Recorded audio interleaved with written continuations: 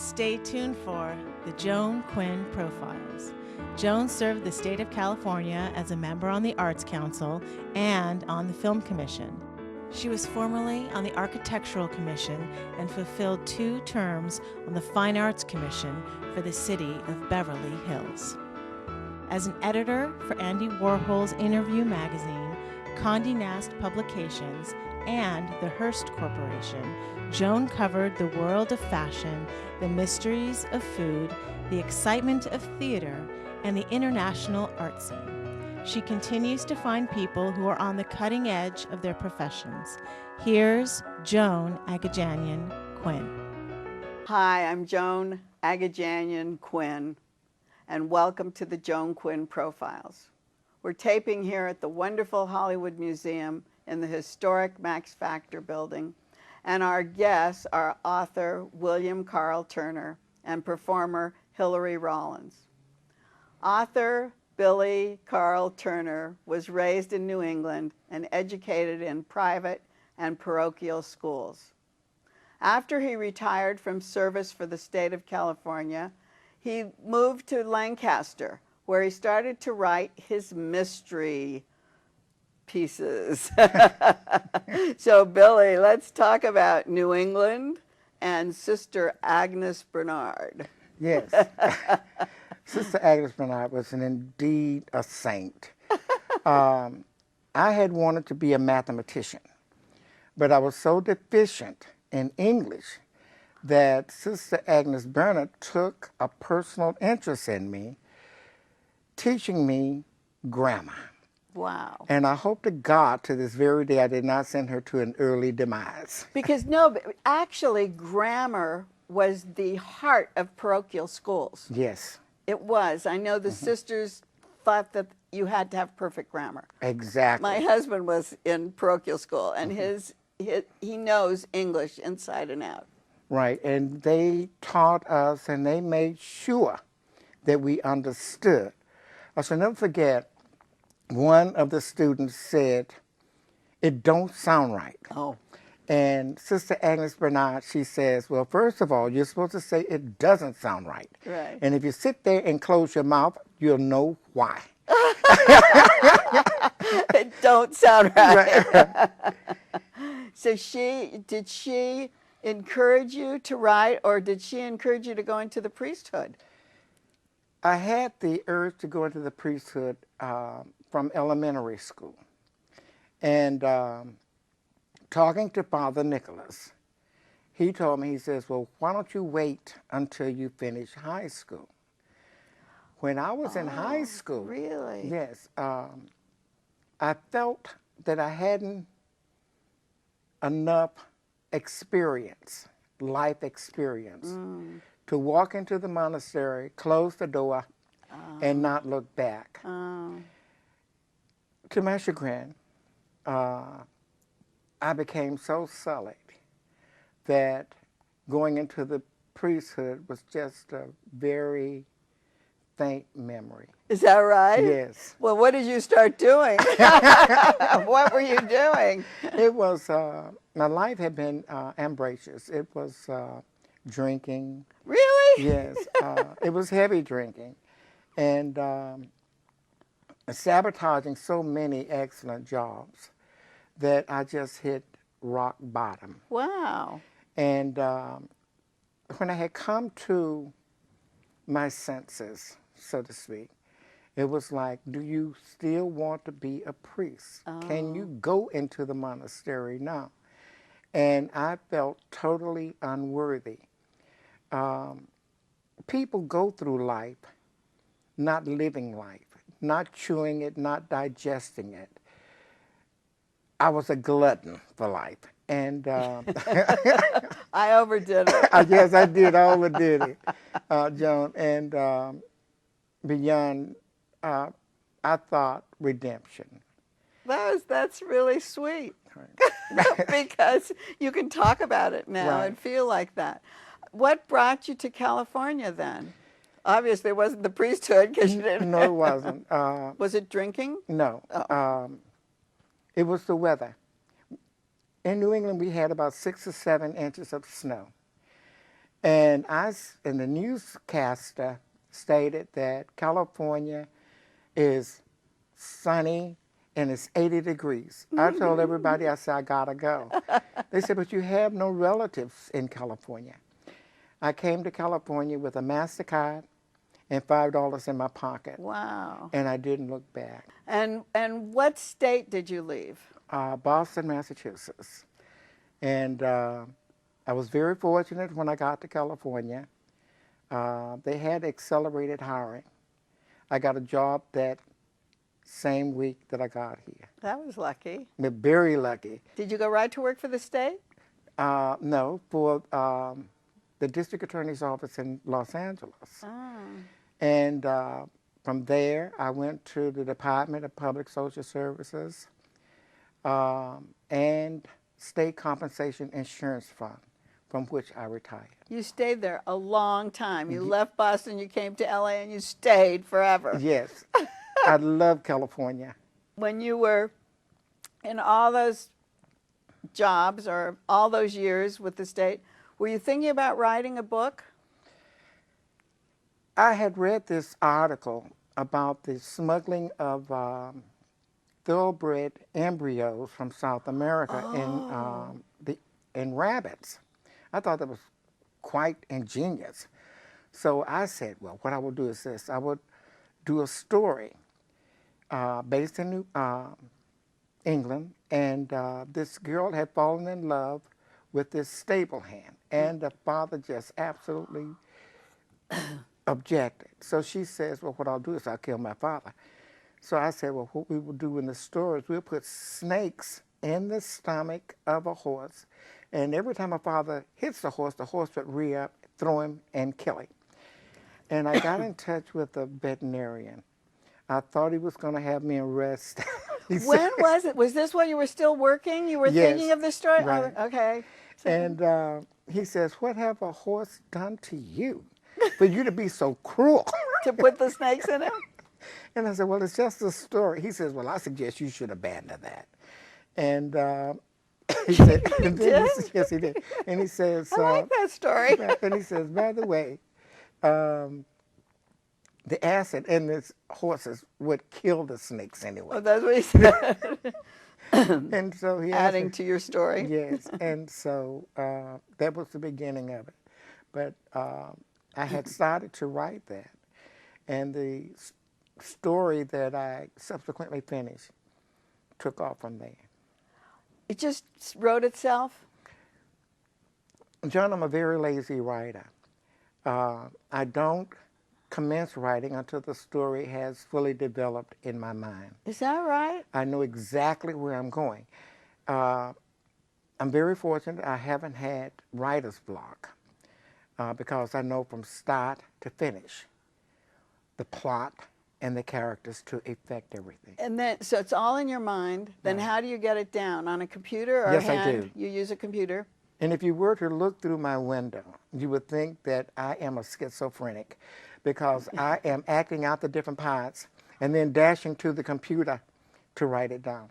Let's And- talk about murder. Let's talk about the first one, right? This Yes. is the book right now. That was based on friendship. The media would have people to believe that the races are at each other's throats.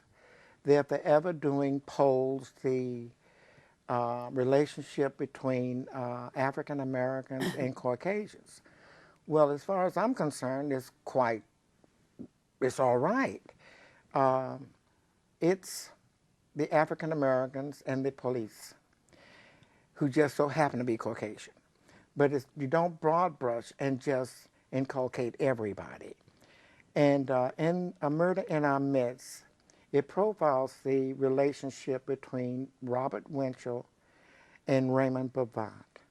And Robert Winchell is English? Yes, he is. He's English. Right.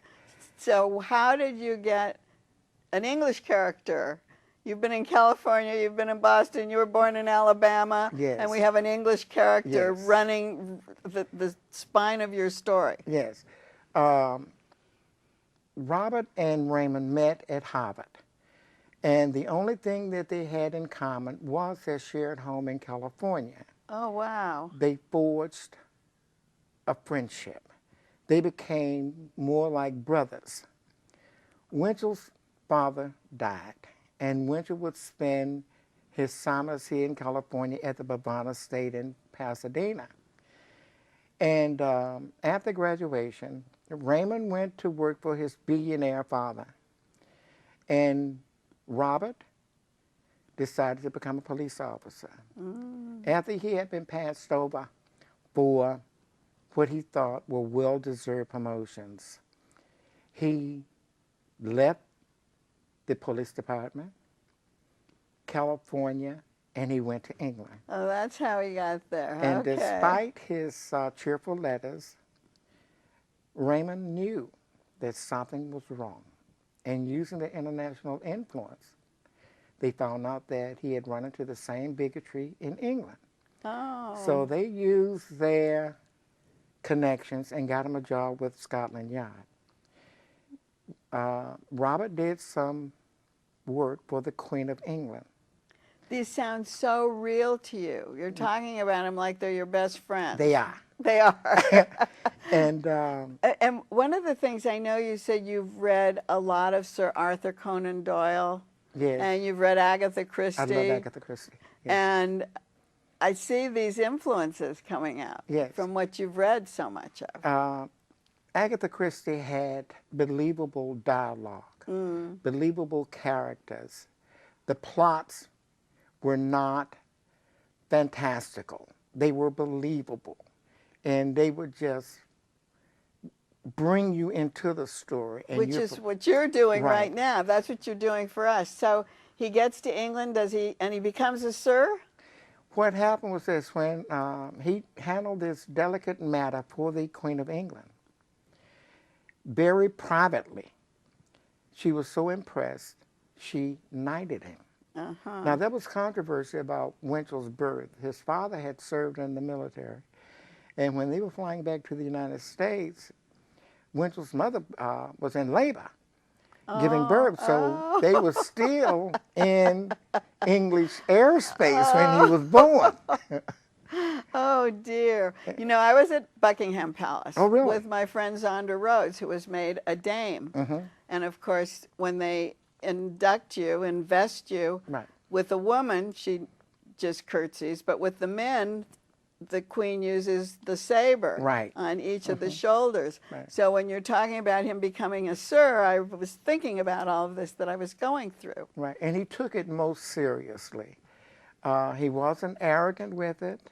He wasn't pompous, but he insisted on being called Sir Robert. Sir Robert, Yeah. right? Right. That's great. So then, I don't want to give the rest of the story away. But Raymond writes him and tells him, he says, I want you to come right away. Someone in my family is trying to kill me. Robert dropped everything that he was doing to go to the aid of his friend, who was more like a brother. And before we leave, I know the next story is Death Comes for the President. Yes. And is that in D.C.? Yes, it is. Hey, Joan, I was on the Metrolink, and a lot of the writers knew that I was a novelist and I was writing murder mysteries. And they asked me, they said, what are you working on? I said, I'm working on Death Comes for the President. They said, and not too soon. And not too soon? I think we have to leave with that one.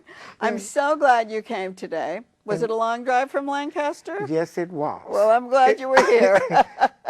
And we hope that Death Comes to the President will be your next heavy duty. It will be, hopefully. Okay, thanks, Billy. And thank you, Joan. And thanks for watching this part of our show. We'll be right back with producer Hillary Rollins.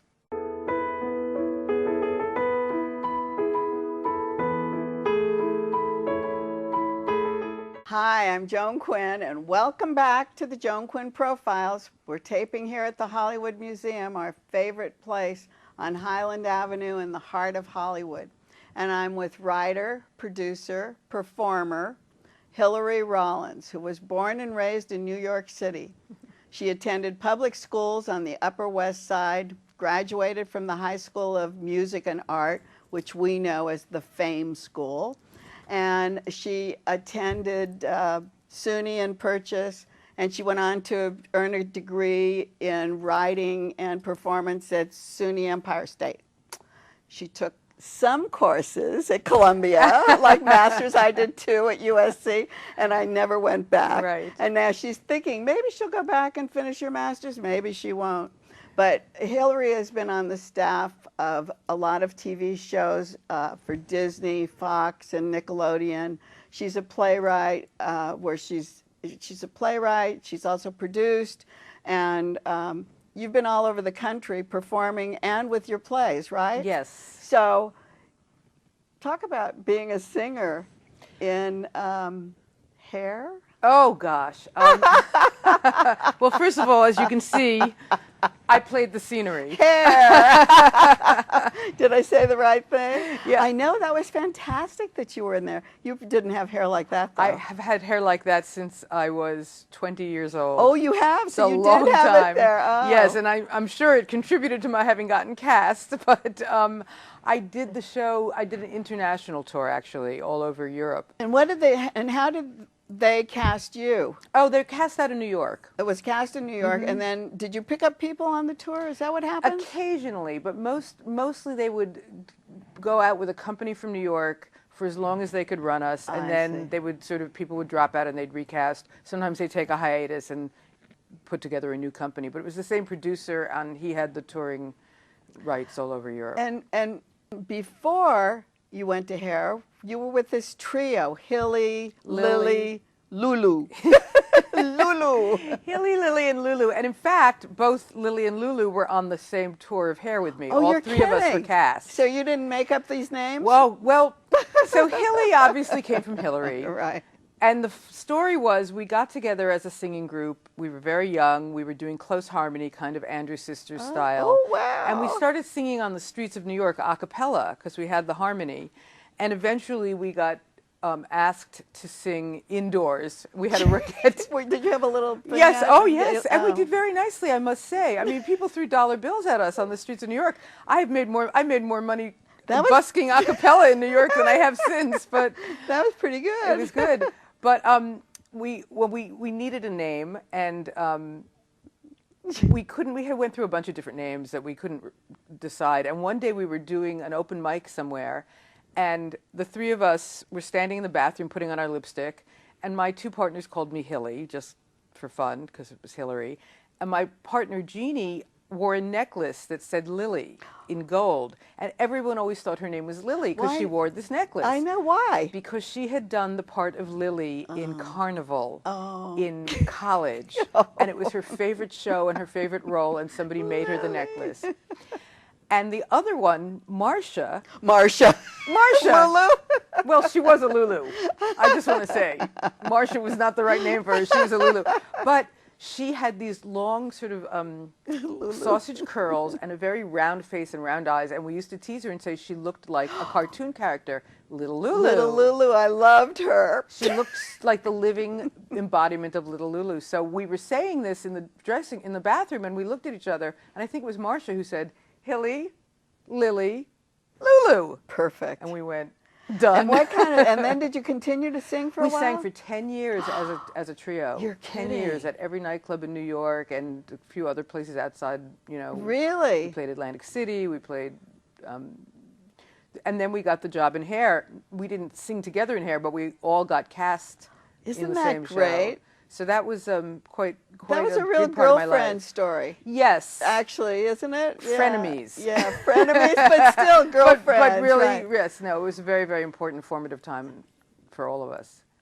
So, did you have show business in your family that you would be singing and on the Yes. stage? You did? I totally had show business in my family. Oh, so. I didn't stand a chance. No, so being out on the street was nothing. No, nothing. But being on the West Side was something. Yes.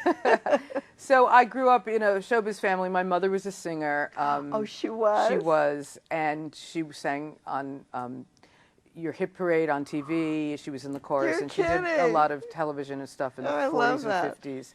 But pretty much gave it up when she got married and had kids. And she married my father, who was a personal manager and then became a producer and became quite successful. He's Woody Allen's producer and For the films? manager for all the films, but he was his manager first, and you know, Dick Cavett and Robert Klein and Billy Crystal and all the big comedians of the 60s, 70s, and 80s were all Rollins and Jaffe clients. And he was Jack Rollins. Jaffe and Jack Rollins.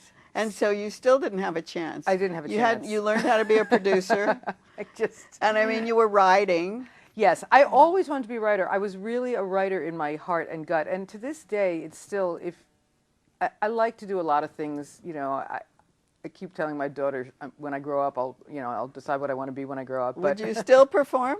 I still perform. Oh, I you still do? write. I still produce. But if I had to choose one, or if I had to say what was my right. main thing, it would be writing. It would be writing. Well, writing didn't bring you here today. It did not. Writing brought you here because you have this group that raises money for nonprofits. What's it called? It's very interesting. Well, it's not my group, but what did bring me here today was producing, because I'm one of the co-producers of a benefit to benefit this group, and we think it's a really, really important group. Tell me about that group, because It's it was called- interesting. Yeah, it's called the International Gay and Lesbian Human Rights Commission, and it is a organization mostly out of New York and San Francisco, but they're we're trying to help You're bring trying to bring awareness the here in awareness, Los Angeles. yeah.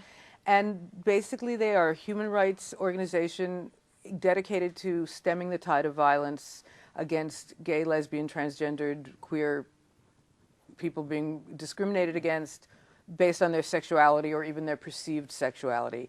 And they're doing it internationally. Not that it doesn't need to be done here in the States, but there are a lot more supports in place in the States. The situation is that much worse overseas. It is. It is in many, many, many countries. So would you take what you're doing here overseas? Oh, we would love to. I mean, we're doing this. This is the first time. Tell us what you're doing, or tell us what the first step was that you produced. Well, for this benefit? Yes. Well, to be honest, I am a co-producer. The lead producer is Richard Tanner. It was his brainchild. It's his baby. He had an idea for a show. He's an actor and producer himself. And he had an idea for a show. He's a singer as well, loves music, and wanted to do an evening of angry love songs. But he didn't want to just do it to be just another show like in a Los cabaret? Angeles. A cabaret Yeah. sort of review. And he really wanted to do it for some kind of a charity, something he cared about and wanted to give back. Oh, I see. So he looked around and he came across this organization, and he really liked the mission, and he really liked the fact that they needed awareness raised in Los Angeles. And he offered to produce a benefit for them. He thought it was a good fit, and it was. They were very excited. And they produced this benefit in Burbank? No. The benefit was produced in Silver Lake. Silver Lake. At a wonderful little space called Spirit Studio. Is it a studio actually? Is it a? It's a performance space. It is. So is it a black box? It's not even a black box, but it's as close to a black box. It's really a flexible space. It's movable chairs. There is a stage.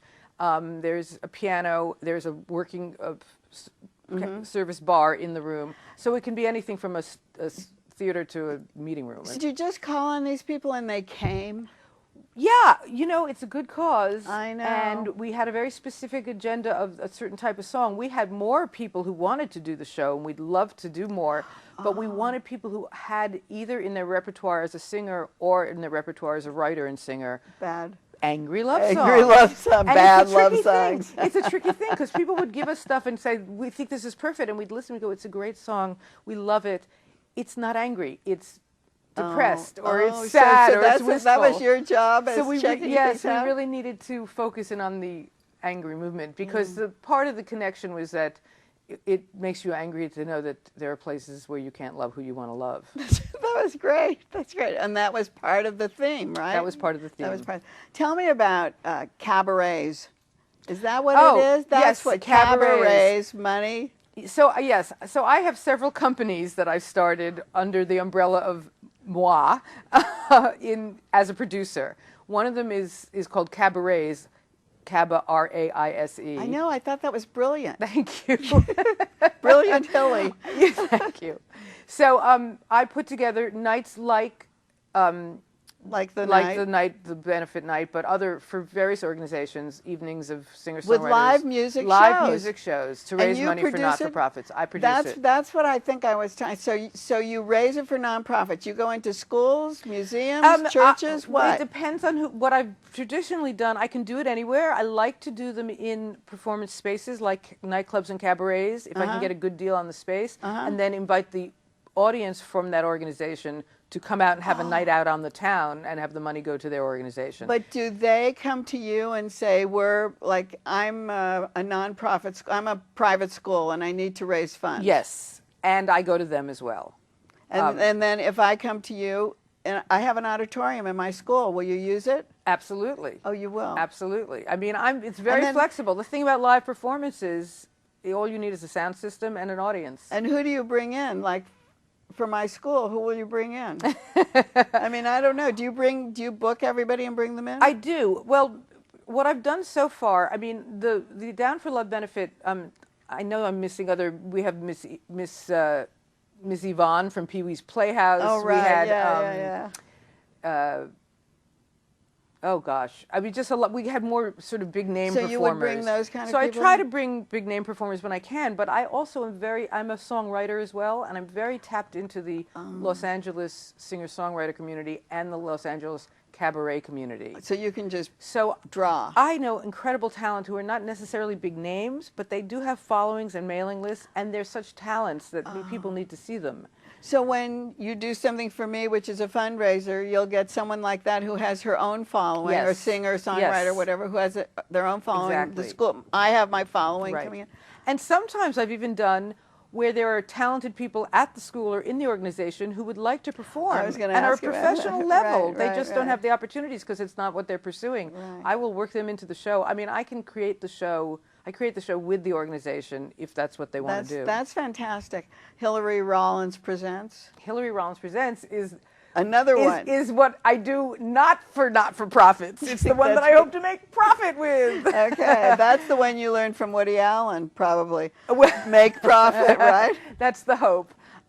It's just, it started in basically having a salon in my living room with a bunch of singer-songwriters just because we like to get together and play each other our songs. Started as a small little group of maybe 10 or 20 people. It has now grown into a house party that I can't fit everybody into my house. I have strangers calling me and saying, I hear you do this music party, may I come? Okay, Hillary, we're on the list. Oh, Joan absolutely. Quinn Profiles. Oh, absolutely. And I have the best singers and songwriters and cabaret artists in LA all come to my house and just play music for free. We don't charge any money to come to the party, but we've done it now as a webcast on Concert Window as a way to start raising money. And I'm starting to bring this concept, not with 25 writers, but with 4 or 5 at a time, into nightclubs. I just brought, several times produced Christine Lavin, who's kind of a folk icon, yes. and Julie Gold, who wrote Right. From a Distance. Right. I produced them several times in clubs, and I just did Christine just did a live show at McCabe's Guitar Shop, and we had a lot of guest artists, and we recorded that, and we are going to be releasing a live album, my first album. I'm so excited. You're the as a producer. Yeah. Yay. Yeah. Thanks, Hillary. Thank you. We're glad you were here. Thanks for watching. Keep writing. JAQUINN1 at AOL.com. See you next time.